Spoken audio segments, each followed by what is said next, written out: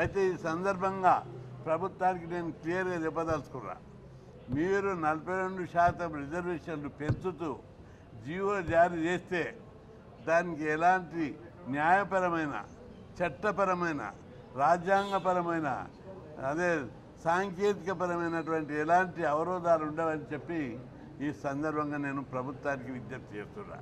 ఎందుకంటే మొదలు రాజ్యాంగపరంగా తీసుకుందాం. రాజ్యాంగంలోని ఆర్టికల్ 243D6 ప్రకారం బీసీ రిజర్వేషన్లను నిర్ణయించే అధికారం రాష్ట్ర ప్రభుత్వానికి రాజ్యాంగమే ఇచ్చింది. దాని ప్రకారం వాళ్ళు నిర్ణయించవచ్చు. న్యాయపరంగా తీసుకుందాం, సుప్రీంకోర్టు అగ్రకులాలకు 10% రిజర్వేషన్లు పెట్టినప్పుడు 50% సీలింగ్ అని మొత్తుకుంటారు. 50% సీలింగ్ ఎత్తేసింది, 60%కి వచ్చి అక్కడ సుప్రీంకోర్టు ఏమన్నది, జనాభా లెక్కలు ఉంటే, సరైన సందర్భం ఉంటే రిజర్వేషన్లు క్యాబ్ తీసేయచ్చు 50% సీలింగ్ అని చెప్పి స్వయాన సుప్రీంకోర్టు జడ్జిమెంట్ ఉంది. ఆ జడ్జిమెంట్లో చూడండి ఎవరైనా డౌట్ వస్తే. కాబట్టి ఇప్పుడు కూడా 60% కాదు 70% ఉంటే కూడా న్యాయపరమైనటువంటి అవరోధాలు ఉండవు. మీరు జీవో తీస్తే కొట్టేస్తారని ఏదైతే ధర్మ సందేహాలు వ్యక్తం చేస్తున్నారో కొందరు, జీవో తీస్తే రిజర్వేషన్లు పెంచితే కొట్టేస్తే కొట్టేయండి, మేము చూసుకుంటాం అక్కడ. మీరైతే మీరు చేసే పని మీరెందుకు బదనామవుతారు? మీరు తీయండి జీవో, చూద్దాం, ఏదో వారు చూసుకుంటాం మేము అవన్నీ. కాబట్టి న్యాయపరమైన, రాజ్యాంగపరమైనది లేదు. అదేవిధంగా చట్టపరంగా అసెంబ్లీలో తీర్మానం చేసే అవరోధం లేదు.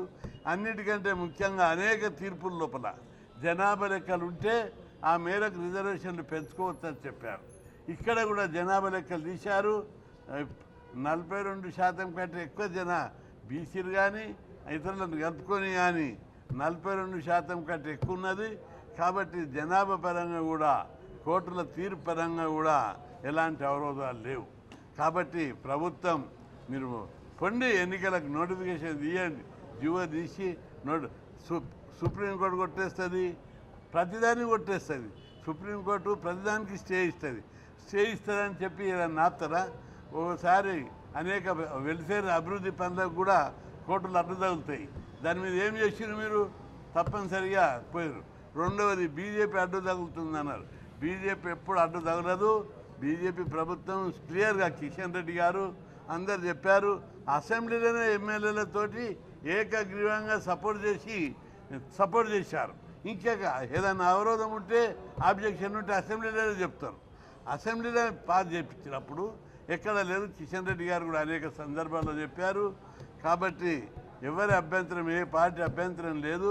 ప్రభుత్వం మీషాలు లెక్క పెట్టకుండా పెట్టాలి. లేకపోతే ఈ ఉద్యమం 25 నాడు సత్యాగ్రహమే చేస్తున్నాం. కానీ నేను చేస్తున్నా, మనోళ్ళు అందరూ చేస్తున్నారు. తర్వాత ఈ సత్యాగ్రహం దీక్షలు రాష్ట్రం అంతటికీ విస్తరిస్తాయి. తెలంగాణ ఉద్యమంలో ఎట్లయితే టెంట్లు పడ్డాయో విలేజ్కు, ఊరికి, ఇప్పుడు కూడా ఈ బీసీ రిజర్వేషన్ల మీద కుల సంఘాలు, బీసీ సంఘాలు అందరు ముక్త కంఠంగా అందరినీ తప్పుతో పట్టించారు చాలామంది. ఇది సుప్రీంకోర్టు అడ్డు తగులుతుంది, కేంద్ర ప్రభుత్వం చేయాలి. కేంద్ర ప్రభుత్వం ఎప్పుడు చేస్తుంది? నువ్వు జీవో తీసి జీవోను సుప్రీంకోర్టు కొట్టేస్తే అప్పుడు కేంద్ర ప్రభుత్వ పరిధిలోనికి వస్తుంది. నువ్వేమేం చేయకపోతే, ఆరు లేదు చూడు లేదు కుక్క పేరు గోవింది అన్నట్టు, నువ్వు జీవో తీయకపోతే, ఎన్నికల నోటిఫికేషన్ వేయకపోతే, సుప్రీంకోర్టులో ఆర్గ్యుమెంట్ చేయకపోతే, ఏది లేకుండా బూచి చూపెట్టి, సుప్రీంకోర్టు బూచి చూపెట్టి ఎక్కడున్న గొంగలు అక్కడనే ఉంచడం సరైనది కాదు. ముఖ్యమంత్రి గారు దీన్ని పాజిటివ్గా అర్థం చేసుకోవాలి. మేమందరం పెంచాలని కోరుతున్నాం, మీకు కూడా పెంచాలని చెప్పి వాగ్దానం చేసిర్రు. దీన్ని పాజిటివ్గా అర్థం చేసుకొని మీరు దీన్ని ముందుకు తీసుకుపోవాలని చెప్పి విజ్ఞప్తి చేస్తున్నా. అదేవిధంగా రిజర్వేషన్ బీసీలందరూ కూడా నేను కుల సంఘాలు పెద్దలు, బీసీ సంఘాల పెద్దలు ఎన్నో రోజులుగా బీసీ సంఘాలు వాళ్ళు బీసీల కోసం త్యాగాలు చేసి పోరాడుతున్నారు. ఇది సమయం వచ్చింది.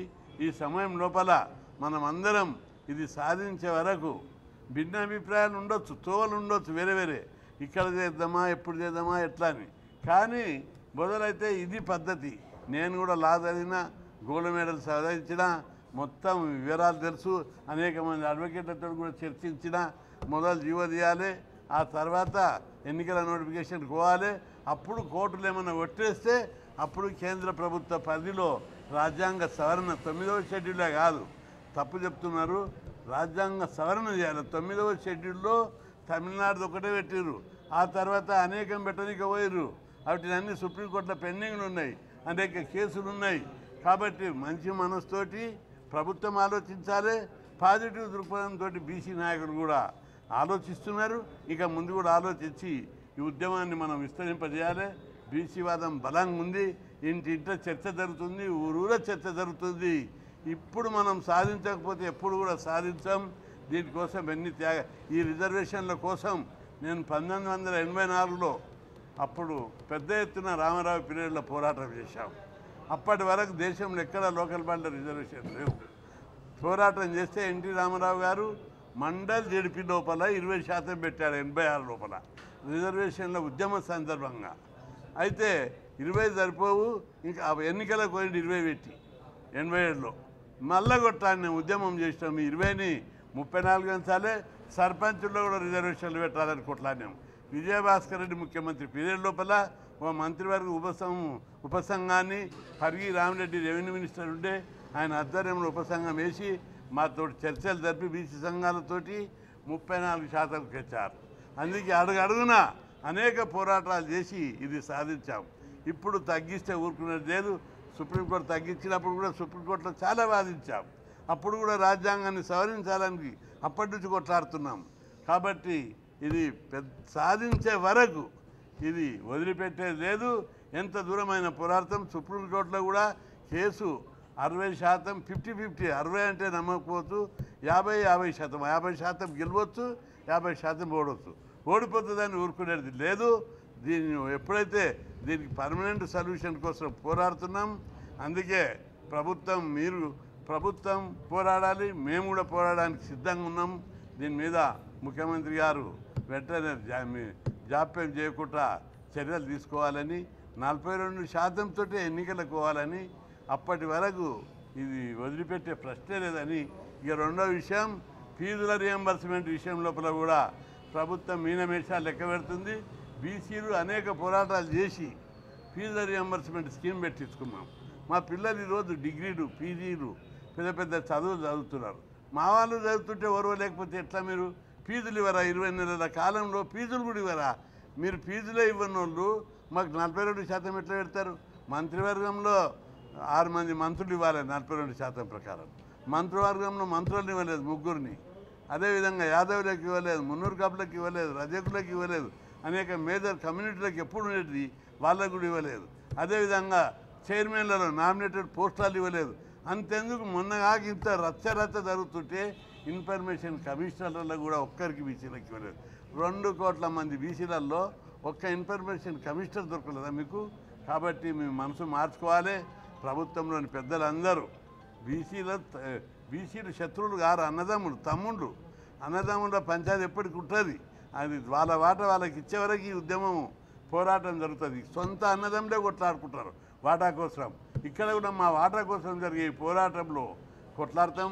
ఫీజుల బకాయిలు వెంటనే ఇచ్చి 15 లక్షల మంది విద్యార్థుల భవిష్యత్తు కాపాడాలి. ఫీజుల రియంబర్స్మెంట్ ఇవ్వకపోతే ఈ సంవత్సరం అంతా పెద్ద ఎత్తున ఉద్యమం చేస్తామని చెప్పి ప్రభుత్వాన్ని హెచ్చరిస్తున్నారు.